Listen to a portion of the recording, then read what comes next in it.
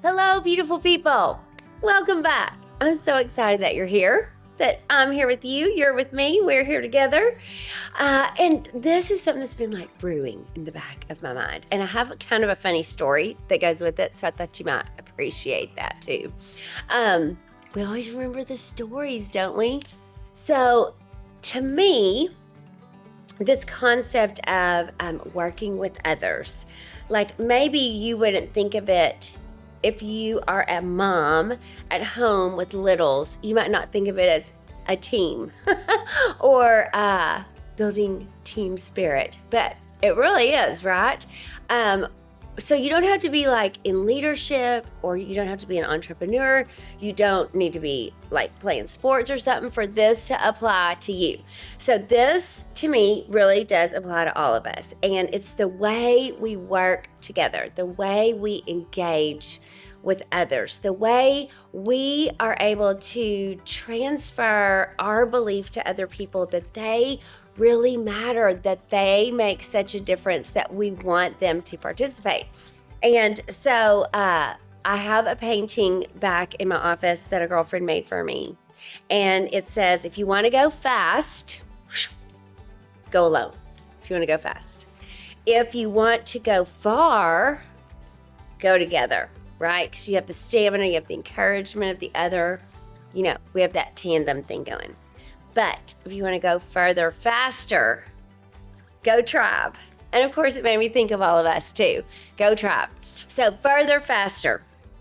It also, we've just finished watching The Chosen again. We even went to see it at the movies.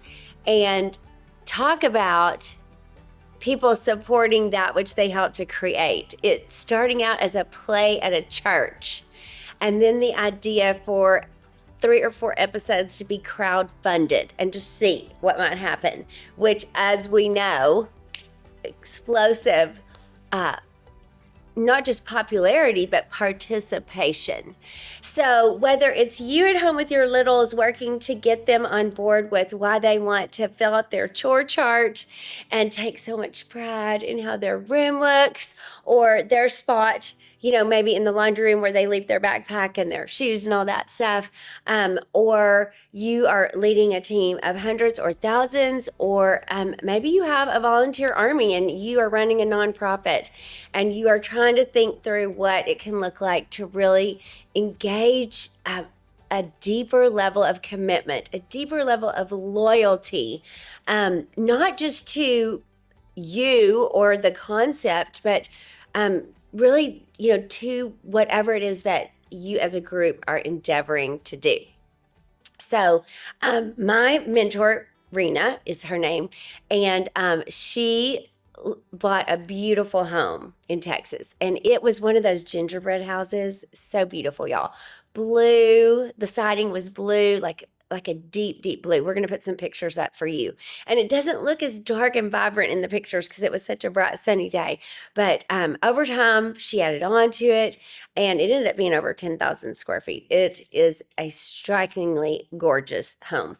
And she wanted to have tons of events there. And we did, y'all. I mean, I only lived about 15 minutes from her for more than half of my career. And I mean, every month, sometimes every other week, we were all over there and we invited guests and we had husband nights and we had makeovers and director meetings. I mean, we just used that house for everything, which was exactly what she wanted.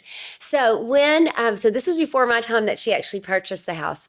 And so it's all set the way she wants it, but the yard was not done.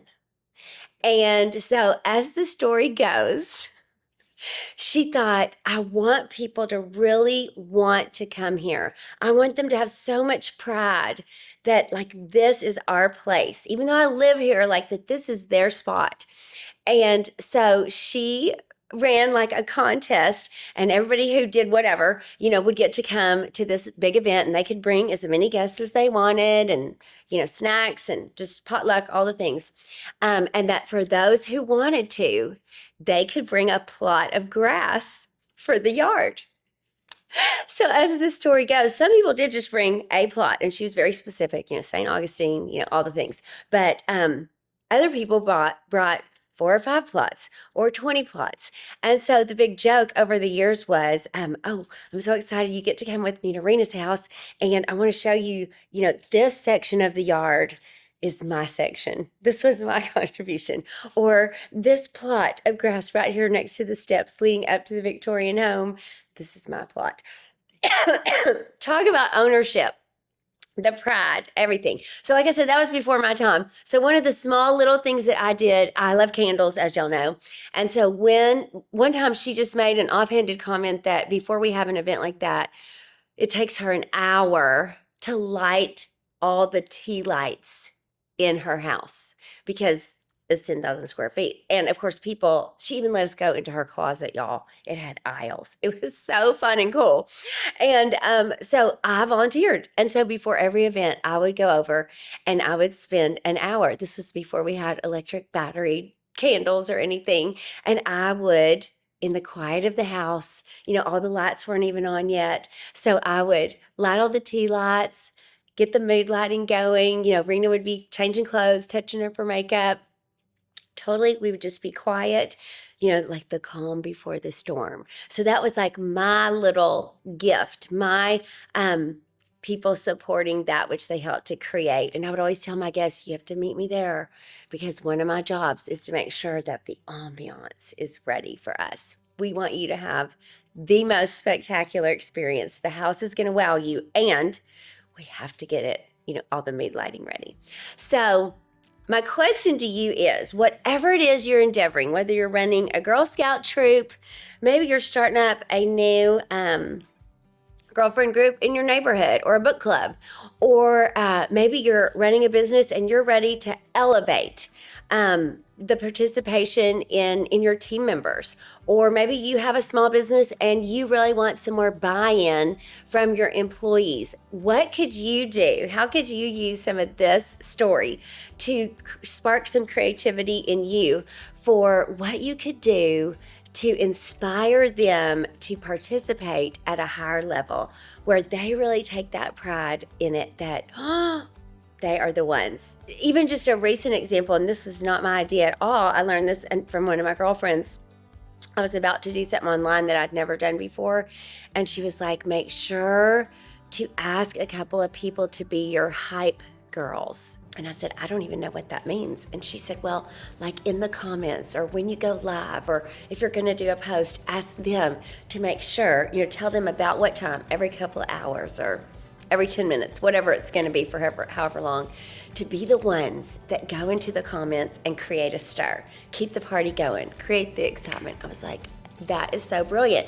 And what was crazy that I did not anticipate is those hot girls ended up getting the most themselves for their businesses from the event. But it was because they were so invested in what they were helping me create. So what about you? How could you use this idea to serve you, to build that camaraderie, that team spirit, if you will, that idea that people support that which they help to create? They take ownership. There's so much pride and loyalty. How could this serve you in whatever it is you are endeavoring to do? I can't wait to read your comments. Leave them down below. Let's go back and forth, brainstorm together. #better together for sure.